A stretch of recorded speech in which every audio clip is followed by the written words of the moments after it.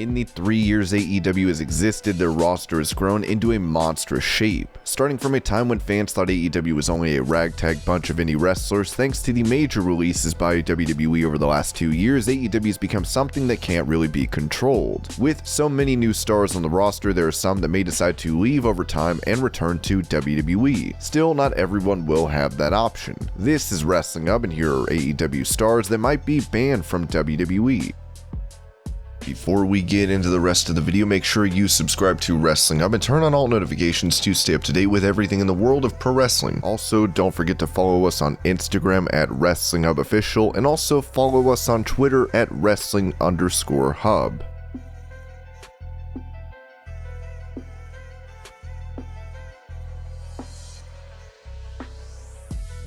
CM Punk has always been a divisive figure in wrestling. Now in AEW, he's crossed all the limits WWE officials may have had in place. When Punk left WWE in 2014 and was fired on his wedding day, the enmity between him and the company was clear. He then went on Colt Cabana's podcast and called out the company, talking about how his well-being was neglected medically. WWE, unhappy with his attitude and with the fact that he had said Dr. Chris Amon had not treated Punk well enough, decided to sue him. Punk and Cabana's friendship ended thanks to the lawsuit, but when it was all done, the suit was dismissed with Punk standing tall. Even after that, when Punk was approached by Fox to appear on WWE Backstage, he agreed, and for a while it looked like he may return to the company. Instead, on the second episode of AEW Rampage, he made his debut. After returning, he said he'd been approached by WWE but turned them down on multiple occasions. A company like WWE does not take getting rejected well, but when the offer was to a wrestler who they already don't like, they hate it. On top of that, Punk chose to join their biggest rival. With that, it's safe to assume Punk is banned from appearing in WWE.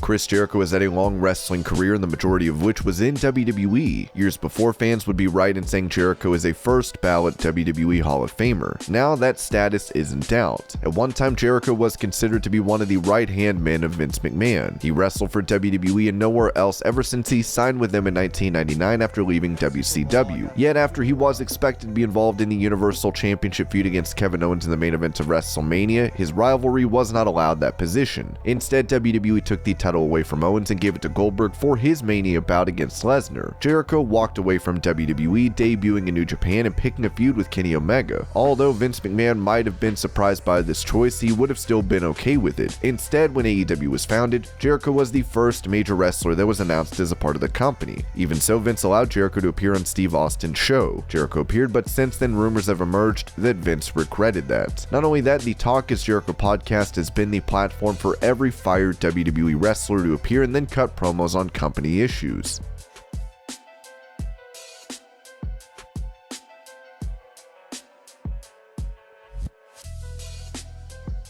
Anytime a wrestler speaks up against WWE, they become enemy number one. Jon Moxley was one of the most valuable wrestlers in WWE as 1/3 of the Shield, one of the best factions. Even in this position, he was not given the kind of respect he deserved. He was open in his opinions and was genuine instead of kissing up to different backstage officials. In his book, Moxley talked about how off-mic he accidentally cursed on pay-per-view when asking the referee to give him his title. For that, he had to go to the production trailer and apologize to Kevin Dunn. Moxley said Dunn had appeared to accept the apology and he received a lecture. Soon after, he would hear his apology had not been good enough. A disastrous heel turn thanks to horrible booking on top of this sealed his fate, and Moxley felt he no longer wanted to be in the company. After conversations with Jericho, Moxley decided his future, choosing to walk out of WWE and head to AEW. Moxley has since opened up on how much he hates the booking in WWE, and said that until Vince McMahon is no longer in charge, the company will not be worth anything.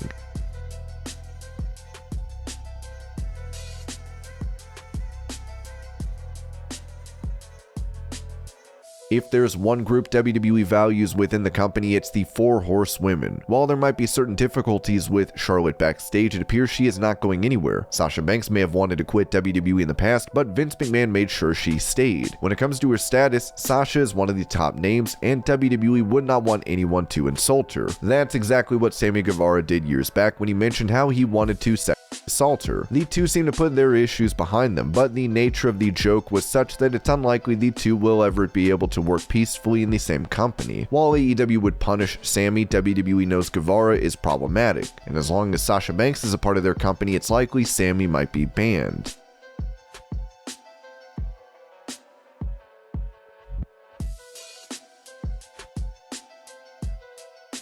There are some wrestlers who have been so outspoken about their issues with WWE that they will likely never want to go back. Miro called out WWE before on his debut, talking about a glass ceiling. Not only that, Miro has also faced issues with WWE, with him getting buried in the company and his gimmicks not being used despite him being the hottest wrestler at that time. On top of that, a large part of Miro's regular routine includes his Twitch stream. Given this schedule and WWE's anti-third-party connections, he would not be able to work for WWE.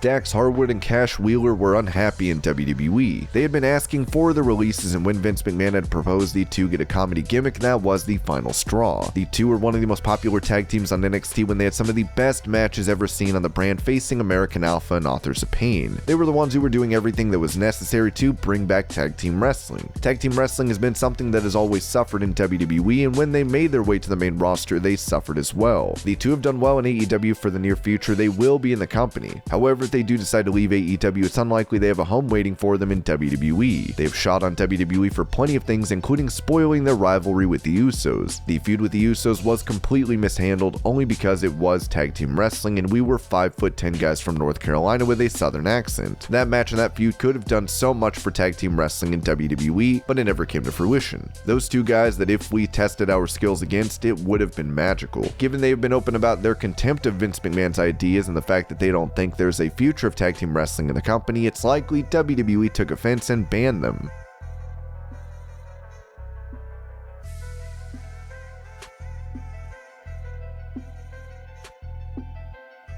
Another two wrestlers who will never be seen inside a WWE ring, the Young Bucks, have likely been banned. The two were approached multiple times to sign with WWE but turned them down. When they founded AEW, it was determined they would not be coming to WWE ever. The two have been outspoken about WWE and have taken multiple shots at the company. They have been in legal battles with the company and were served a cease and desist for the use of the Too Sweet gesture during their time in the Bullet Club. Now, as the key forces behind AEW, it's safe to say the Bucks are some of the most hated wrestlers when it comes to WWE officials.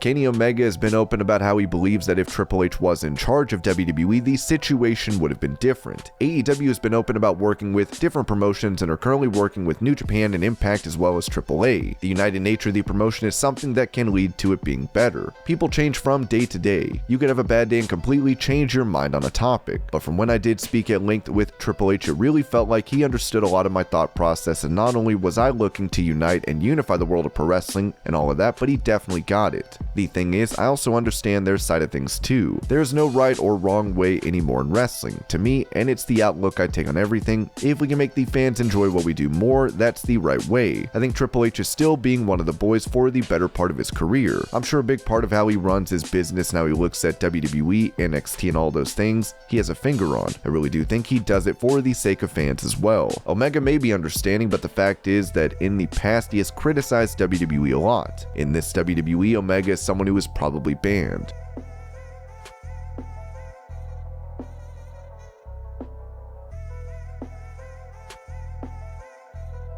Eddie Kingston is one of the most controversial wrestlers, not just for his brawling style or even his background, but because of his honesty. For a long time, Kingston has spent years outside top brands, wrestling whoever he comes across and holding nothing back. Though it's been his time with AEW that has elevated him in the eyes of fans. There was a time WWE considered hiring him, but that was as a coach, and it was something Kingston turned down, knowing he had more to give. He chose to sign with AEW and went on to deliver one of the most direct promos, taking shots at WWE after AEW went off air. Because the competition sometimes doesn't want to hear their fans. Well, I guess I'm burning another bridge. Surprise. Ladies and gentlemen, AEW cares about their fans. We're not here just to get ourselves a paycheck. We're here every week with you people, without you people, and we come out here and we bust our asses because we love professional wrestling. I will give the devil his due, but you saw a match between Kenny Omega and my dude Jungle Boy that you will not see on the other channel. You will not see legends who are respected on the other channel. You will not see people like Miro, my best friend, on the other channel. And you will not see the heart that everybody in that locker room has on the other channel. Ladies and gentlemen, I was supposed to send you home happy, but I'm speaking from my heart, and the bottom line is this: we are AEW, we will see you Wednesday, and we want to hear you. Given this, his bridge with WWE might very well be burned, as he will likely never go to the company again.